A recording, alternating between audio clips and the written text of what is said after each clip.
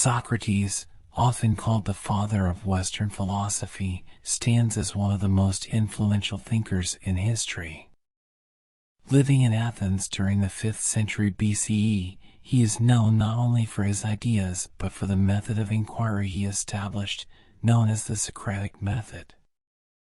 This method of questioning was designed to uncover underlying beliefs and expose contradictions. Rather than giving lectures or writing down his thoughts, Socrates taught through dialogue and debate, encouraging his students to seek truth by examining their own assumptions. His legacy endures largely through the works of his student, Plato, who documented many of Socrates' discussions and beliefs. The Socratic method is straightforward yet profound. Socrates believed that true wisdom begins with recognizing one's own ignorance. Instead of presenting answers, he would ask questions, pushing people to think critically and analyze the foundations of their knowledge. This method often involved Socrates approaching someone who claimed to be an expert, only to question them in a way that revealed contradictions or gaps in their understanding. For Socrates, this was not about proving others wrong, it was about guiding them toward a deeper understanding of concepts like justice, virtue, and goodness. One of Socrates' most famous ideas is captured in his statement, "The unexamined life is not worth living." For him, the purpose of life was to seek wisdom and truth, to live ethically by understanding oneself and the world. He believed that knowledge was the key to virtuous action. Those who truly understood good and evil would naturally choose the good. This view was revolutionary in a society where moral behavior was often linked to obeying traditional laws or religious practices. Socrates shifted the focus from external obedience to internal understanding, suggesting that true morality was a matter of knowledge and self-awareness. Socrates' ideas and method often made him a controversial figure in Athens. Known for questioning the powerful, challenging traditional beliefs, and ignoring social norms, he gained both followers and enemies. Many Athenians found his approach disruptive, as he would openly question politicians, poets, and others who held authority.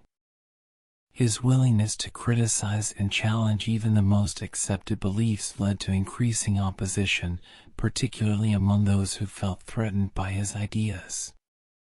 In 399 BCE, this opposition came to a head when Socrates was put on trial for corrupting the youth and not believing in the gods of the city.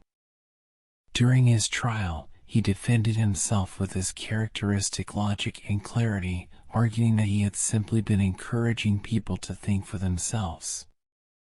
Yet, the jury found him guilty, and he was sentenced to death.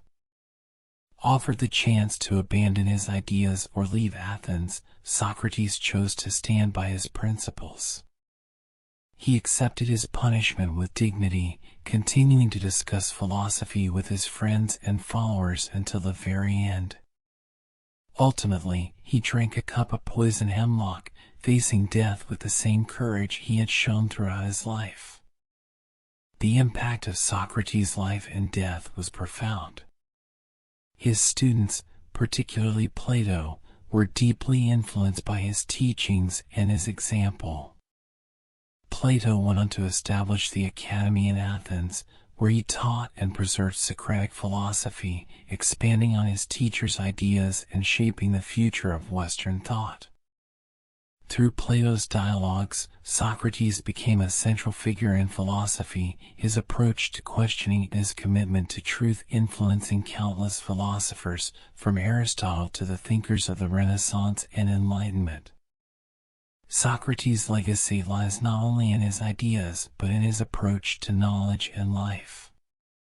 The Socratic method, with its focus on questioning and dialogue, has become a fundamental part of modern education, law, and debate. Socrates showed that wisdom is not a matter of accumulating facts but of examining one's beliefs and striving for deeper understanding. His life exemplified the idea that philosophy is not just a field of study but a way of life, a commitment to truth, integrity, and self-reflection. His insistence that the unexamined life is not worth living remains one of philosophy's most enduring lessons, reminding us that the pursuit of wisdom is a journey, one that requires courage, humility, and a willingness to question everything we think we know.